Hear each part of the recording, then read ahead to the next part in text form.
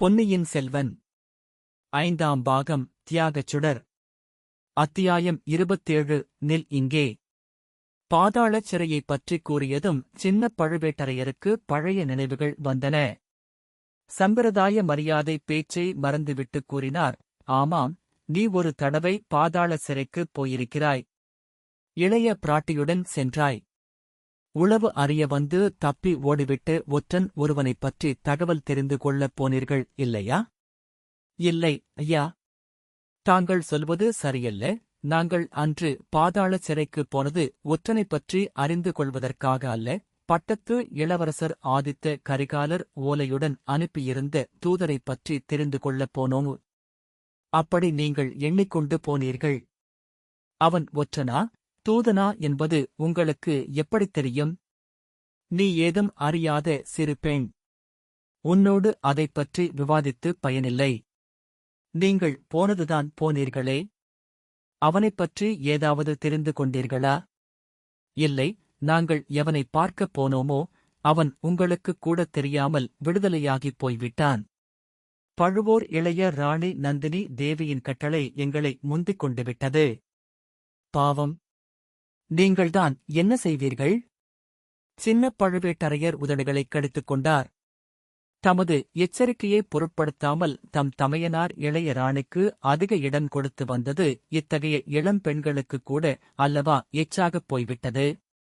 இவ்விதம் தமது உள்ளத்தில் தோன்றிய அவமான உணர்ச்சியை வெளியில் காட்டிக்கொள்ளாமல், உங்கள் பங்குக்கு நீங்களும் ஓர் அரை பைத்தியக்காரனை விடுதலை செய்தீர்கள் என்றார். ஐயா, அரை பைத்தியம் என்று புஷ்ப சேவை செய்து வரும் சேந்தன் அமுதனைத்தானே சொல்கிறீர்கள்? அவரை அன்று விடுதலை செய்ததினால் இந்தச் சோழ நாடு எவ்வளவு பெரிய நன்மை அடைந்தது என்பதை அறிந்தால் ஆச்சரியப்பட்டுப் போவீர்கள். பெண்ணே, எனக்கு ஆச்சரியம் இனி ஒன்றிலுமே ஏற்படப் போவதில்லை. இந்தச் சோழ ராஜ்யம் யார் யாருக்கெல்லாம் நன்றிக்கடன் பட்டிருக்கிறது என்பதை நினைத்து ஆச்சரியப்பட்டு எனக்கு அலுத்துப் போய்விட்டது. நீ கூட இப்போது ஏதோ ஒரு முக்கியமான நன்மையைச் சோழ நாட்டுக்குச் செய்வதற்காகத்தான் வந்திருக்கிறாய் அல்லவா? ஆம், யா. முக்கியமான காரியம் இல்லாவிட்டால் தங்கள் தமையனார் அனுப்பியிருப்பாரா? அதிலும் ஒன்றும் அறியாத அபலைப் பெண்ணாகிய என்னை அனுப்பியிருப்பாரா? என் தமையனாருக்கு புத்திசாலித்தனம் அதிகரித்துக் கொண்டுதான் வருகிறது. உன்னை அனுப்பியதிலிருந்தே அது தெரிகிறது. நீ கொண்டு வந்த செய்தியைச் சீக்கிரம் சொல்லிவிடு. பாண்டிய நாட்டுச் சதிகாரர்களைப் பற்றி அலட்சியமாயிருந்தது தவறு என்று தங்களிடம் கூறும்படி சொன்னார். வீர பாண்டியனுடைய ஆபத்துதவிகள் சிலர் உண்மையாகவே பயங்கரச் சதி செய்து வருகிறார்கள். சோழ குலத்தைப் பழிவாங்க இன்று கெடு வைத்திருக்கிறார்கள். சக்கரவர்த்தியை பத்திரமாய் பாதுகாக்க வேண்டும் என்று எச்சரிக்கும்படி கூறினார். இதைக் கேட்ட காலாந்தக கண்டார் நகைத்தார். இந்த பிரமாதமான செய்தியைத்தானா சொல்லி அனுப்பினார்? ஒருவேளை உன் பெரிய தகப்பனார் படை எடுத்து வரப்போவதைப் பற்றித்தான் தகவல் தெரிந்து சொல்லி அனுப்பினாரோ என்று பார்த்தேன். அவர் வெளியிலிருந்து கொடும்பாளூர் சைனியத்தை பார்த்துக் கொண்டால் நான் கோட்டைக்குள்ளே சக்கரவர்த்திக்கு ஏதும் நேராமல் பார்த்துக் கொள்கிறேன். அதைப் பற்றி அவரும் நீயும் இளைய பிராட்டியும் கூட கவலைப்பட வேண்டியதில்லை என்றார். ஐயா, தாங்கள் இப்படி அலட்சியமாக கருதுவீர்கள் என்று தெரிந்து மேலும் ஒரு விஷயம் சொல்லி அனுப்பியிருக்கிறார்.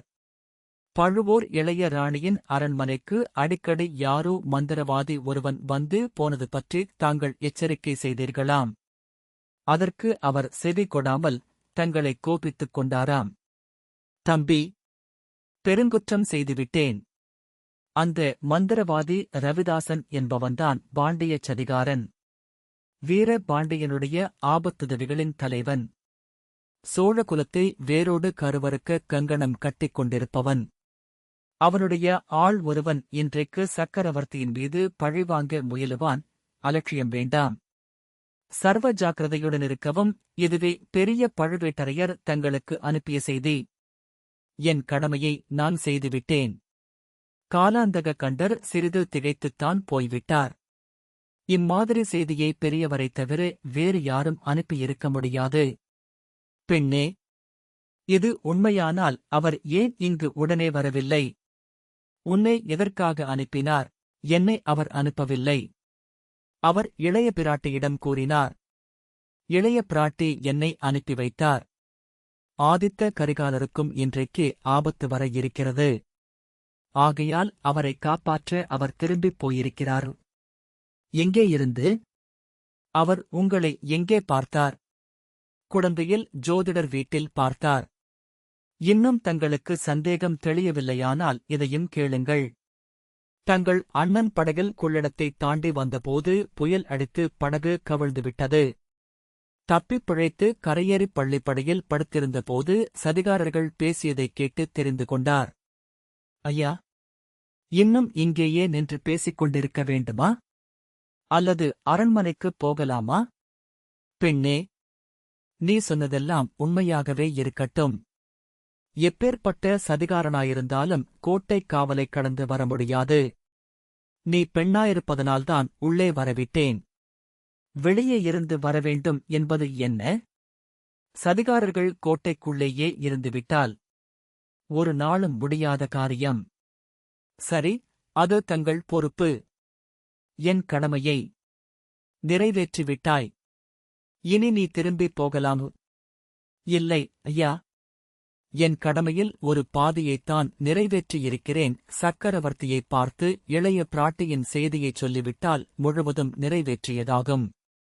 அந்தச் செய்தியையும் என்னிடமே சொல்லிவிடலாம். முடியாத காரியம். சக்கரவர்த்தியிடம் நேரில் தெரிவிக்கும்படி இளையபிராட்டியின் ஆஜை. இதோ இளைய பிராட்டியின் முத்திரை மோதிரம். முத்திரை மோதிரம் யார் யாரிடமோ வந்துவிடுகிறது. இளைய பிராட்டிதான் கொடுத்தாள் என்பது என்ன நிச்சயம்? உன் பெரிய தந்தை இந்தக் கோட்டையை முற்றுகையிட்டிருக்கிறார். உன்னை எப்படி நம்புவது?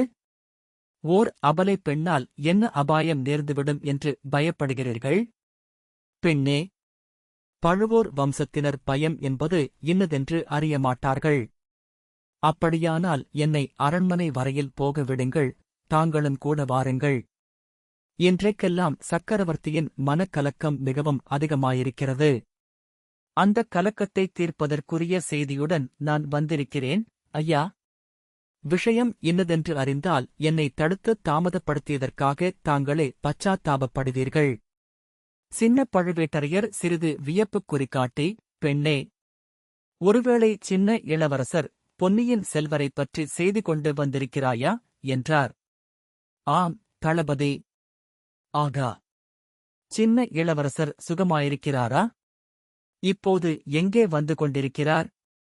அவருக்கு சதிகாரர்களால் அவருக்கு. ஆம், பாண்டிய நாட்டு சதிகாரர்களால் அவருடைய உயிருக்கும் அபாயம் நேர இருந்தது. ஆனால் கடவுள் அருளால் விபத்து ஒன்றும் ஏற்படவில்லை. சௌக்கியமாயிருக்கிறார். இது தங்களுக்கு சந்தோஷமளிக்கும் அல்லவா? நல்ல கேள்வி. சின்ன இளவரசர் சௌக்கியமாயிருப்பது பற்றி சந்தோஷப்படாமல் திக்கப்படுவார்களா? வா வா, உன்னோடு வீண் பொழுது போக்க விரும்பவில்லை. அரண்மனைக்கு வந்து சக்கரவர்த்தியிடம் நேரில் சொல்ல வேண்டியதைச் சொல்லிவிடு. இவ்விதம் கூறி சின்ன பழுவேட்டரையர் தம் யானையை மேலே செலுத்தினார். இளவரசரைப் பற்றி அறிந்து கொள்ள அவருக்கும் பெரும் ஆவல் உண்டாயிற்று. அவருடைய மாப்பிள்ளை மதுராந்தகன் தஞ்சை சிம்மாசனம் ஏறுவதற்கு அருள்மொழிவர்மன் ஒரு போட்டி என்பதாக அவர் என்றும் கருதியதில்லை. சக்கரவர்த்திக்கு அந்த எண்ணமே இல்லை என்பதை அவர் அறிவார். அருள்மொழி தந்தை சொல்லை தட்டக்கூடியவனும் இல்லை. குந்தவை தலையிட்டு ஏதேனும் குளறல் செய்யாமலிருக்க வேண்டுமென்பது கவலை. அவள் இப்போது ஏதேனும் சூழ்ச்சி தொடங்கியிருக்கிறாளா என்ன? அருள்மொழியை தன் வசத்தில் வைத்துக்கொண்டு ஏதேனும் தந்தைக்குத் தாறுமாறான செய்தி அனுப்பியிருப்பாளா? இளவரசரைப் பற்றி இந்த கொடும்பாளூர் பெண் உண்மையாகவே செய்தி கொண்டு வந்திருந்து சக்கரவர்த்தியிடம் கூறினால் அதை அவர் தம்மிடம் சொல்லாமல் இருக்க மாட்டார். அருள்மொழிவர்மரின் உத்தேசம் இன்னதுதான் என்று தெரிந்து கொண்டால் அதற்கேற்பத் தாம் செய்ய வேண்டியது பற்றி தீர்மானித்துக் கொள்ளலாம் அல்லவா? அச்சமயத்தில் பூதி விக்கிரம கேசரி தஞ்சை கோட்டை மீது படை எடுத்து வந்திருக்கும் சதிகாரச் செயலைப் பற்றியும் சக்கரவர்த்தியிடம் தெரிவித்துவிடலாம் அல்லவா? 2 யானைகளும் அரண்மனை வாசலில் வந்து நின்றன. சின்ன பழுவேட்டரையர் இலகுவாக யானை மீதிருந்து கீழே குதித்தார். இன்னொரு யானை மலை அசைவது போல் அசைந்து மண்டியிட்டு படுத்தது. 2 பெண்களும் யானைப்பாகனும் கீழே இறங்கினார்கள். வாசற் காவலனை அழைத்து சின்ன பழுவேட்டரையர் ஏதோ கூறினார். அவன் அரண்மனையின் முன் வாசலைத் திறந்துவிட்டான். காலாந்தக கண்டருடைய மனதில் அவருடைய தமையனார் சொல்லி அனுப்பியதாக வானதி கூறிய செய்தி உறுத்திக் கொண்டிருந்தது. அதை அவர் அலட்சியம் செய்ய பார்த்தும் முடியவில்லை. முக்கியமாக மந்திரவாதி ரவிதாசனைப் பற்றி அறிந்தது அவருடைய மன அமைதியை மிகக் குலைத்தது. வீரபாண்டியரின் ஆபத்துதவிகளைப் பற்றி அவர் முன்னமே அறிந்திருந்தார். ஆனால் அவர்களுக்கு தஞ்சாவூர் கோட்டைக்குள்ளேயே இடம் கிடைத்திருந்தது என்று அறியவில்லை. பழுவூர் இளைய ராணி மந்திரவாதியை அழைத்து பேசுவதெல்லாம் பெரிய பழுவேட்டரையரை மேலும் மேலும் தன் வசப்படுத்துவதற்காகவே என்று அவர் நம்பிக்கொண்டிருந்தார். அண்ணன் தம்பிகளுக்குள்ளே விரோதத்தை வளர்ப்பதும் அவளுடைய நோக்கமாயிருக்கலாம் என்று நினைத்தார். இப்போது இந்த பெண் சொல்வது சிறிது பீதிகரமான செய்தியாகத்தான் இருக்கிறது. ஆயினும் எந்த மந்திரவாதி அல்லது சதிகாரன் என்ன செய்துவிட முடியும்? தம்முடைய அனுமதியின்றி சக்கரவர்த்தியின் அரண்மனைக்குள் ஓர் ஈயும் நுழைய முடியாது. சக்கரவர்த்தி வெளியில் வருவதும் கிடையாது. இருந்தாலும் அரண்மனையைச் சுற்றிலும் இன்னும் கொஞ்சம் பாதுகாப்பை பலப்படுத்தி வைப்பது நல்லது. புயல் வெள்ளம் என்று சொல்லிக் கொண்டும் முதல் மந்திரியை பார்ப்பதற்காக என்று சொல்லிக் கொண்டும் அதிகம் பேர் 2 நாளாக கோட்டைக்குள் வந்திருந்தார்கள். அவர்கள் எல்லாரும் வெளியில் போய்விட்டார்களா என்று தெரியாது. இன்று பகலில் திடீரென்று கோட்டைக் கதவை சாத்தியதும் நல்லதாய்ப் போயிற்று. துர்நோக்கம் கொண்டவர்கள், சந்தேகாஸ்பதமான மனிதர்கள் யாராவது இந்தக் கோட்டைக்குள் வந்திருக்கிறார்களா என்று நன்றாக பரிசோதனை செய்து பார்த்துவிடலாம். இவ்விதம் யானை மேல் அரண்மனையை நோக்கி வரும் போதே எண்ணமிட்டுக் கொண்டு வந்தார். அரண்மனை வாசலில் ஒரு பக்கத்தில் எப்போதும் ஆயத்தமாயிருந்த தம் ஆட்களை சமிகையால் அழைத்தார். அவர்களிடம் கோட்டையின் உட்பக்கம் முழுவதும் நன்றாய் தேடி சந்தேகாஸ்பதமாக யார் தென்பட்டாலும் பிடித்துக் கொண்டு வரும்படி கட்டளையிட்டார். பிறகு வேளக்காரப் படையாரிடம் அன்றிரவு முழுவதும் தூங்காமலே அரண்மனையையும் சுற்றுப்புறங்களையும் காவல் புரிய வேண்டுமென்று சொல்ல எண்ணி அவர்களுடைய தலைவனை அனுப்பும்படி ஆக்ஞாபித்தார். இந்த நிலையில் யானையின் மேல் வந்த பெண்கள் என்ன ஆனார்கள் என்று திரும்பிப் பார்த்தார். அவர்கள் அப்போது அரண்மனை முன்புறத்து நிலா முற்றத்தைத் தாண்டி முதல் வாசற்படிக்கு அருகிலே போய்க் கொண்டிருந்தார்கள். ஆனால் இவன் யார்? அவர்களைத் தொடர்ந்து போகும் அந்த 3வது உருவம்? தலைப்பாகையைப் பார்த்தால் யானைப்பாகன் மாதிரி தோன்றியது. ஆகா, யானைப்பாகன் ஏன் தொடர்ந்து போகிறான்? அரண்மனைக்குள் அவனுக்கு என்ன வேலை? சக்கரவர்த்தியிடம்தான் அவனுக்கு என்ன காரியம்? மிக பயங்கரமான ஓர் எண்ணம் அவர் மனத்தில் மின்னலைப் போல் தோன்றிச் சொல்ல முடியாத வேதனையை உண்டாக்கியது. கோபக்கனலை எழுப்பியது. ஒருவேளை இதில் ஏதேனும் சூழ்ச்சி இருக்குமோ? இவன்தான் சதிகாரனோ? இந்தப் பெண்களை ஏமாற்றிவிட்டு யானைப்பாகனைப் போல் வந்திருக்கிறானோ? நாமும் ஏமாந்து விட்டோமோ? தம் கண் முன்னால் சக்கரவர்த்தியைக் கொல்ல வந்த வீர பாண்டியரின் ஆபத்துதவி அரண்மனைக்குள்ளே போகிறதாவது? காலாந்தக கண்டனுக்கு அவ்வளவு பெரிய அசட்டுப் பட்டமா? அல்லது பூதிவிக்கிரம கேசரியின் சூழ்ச்சியில் சேர்ந்ததா? எதுவாயிருந்தாலும் சரி, இதோ மறுகணத்தில் எல்லாம் தெரிந்து போய்விடுகிறது. 4:08 நிலா முற்றத்தை காலாந்தக கண்டர் கடந்து சென்று யானைப்பாகன் சமீபம் அடைந்தார். அடே, நில் இங்கே என்று ஒரு கர்ஜனை செய்தார். நீ ஏன் உள்ளே போகிறாய்? யானைப்பாகனுக்கு அரண்மனைக்குள் என்ன வேலை என்று கூறிக்கொண்டே அவருடைய ஒரு கரத்தை தமது வஜ்ராயுதம் போன்ற கை முஷ்டியினால் பிடித்துக் கொண்டார். அவருடைய கோப கர்ஜனை குரலை கேட்டுவிட்டு முன்னால் சென்ற 2 பெண்களும் திரும்பிப் பார்த்தார்கள். அவர்களுடைய முகங்கள் சிறிது பயம், வியப்பு, ஆர்வம் முதலிய உணர்ச்சிகளை பிரதிபலித்தன. அதே சமயத்தில் புன்னகை மலர்ந்தது. வானதி, ஐயா, அவர் என்று ஏதோ சொல்ல ஆரம்பித்து சிறிது தயங்கினாள். குரோதத்தின் சிகரத்தை அடைந்திருந்த சின்னப் பழுவேட்டரையர் அவளை திரும்பிப் பார்க்கவும் இல்லை, அவள் வார்த்தையை பொருட்படுத்திக் கேட்கவும் விரும்பவில்லை. யானைப்பாகனுடைய தடுமாற்றத்திலிருந்து அவருடைய சந்தேகம் மேலும் மேலும் உறுதிப்பட்டது. 300 தடவை தம்மை ஏமாற்றிவிட்டு தப்பி ஓடிப்போன வாணர்குலத்து வாலிபனோ என்ற விபரீத எண்ணம் அந்தக் கணத்தில் தோன்றியது. மறுபடியும் தம்மை ஏமாற்றிவிட்டு போகலாம் என்று இவ்வளவு துணிச்சலுடன் வந்திருக்கிறானோ? பிடித்த பிடியை இன்னும் சிறிது கெட்டியாக்கிக் கொண்டு சின்ன பழுவேட்டரையர், அடா, உண்மையைச் சொல். நீ யார்? யானைப்பாகன்தானா? அல்லது சதிகாரனா? 300 தடவை என்னிடமிருந்து தப்பிச் சென்ற ஒற்றனா? இம்முறை தப்ப முடியாது என்று சொல்லிக் கொண்டே பிடித்த பிடியை விடாமல் யானைப்பாகன் முகத்தைத் தம்மை நோக்கித் திருப்பினார். அரண்மனையின் முன் மண்டபத்தில் எரிந்த தீபங்களின் வெளிச்சம் லேசாக அந்த யானைப்பாகனின் கம்பீரமான முகத்தில் விழுந்தது. தளபதி, நான் யானைப்பாகன் கூடத்தான். தங்களிடமிருந்து என்றும் தப்பிச் சென்றதில்லை. தங்களிடம் என்னை ஒப்புக் கொடுக்கவே வந்திருக்கிறேன் என்றான் யானைப்பாகன்.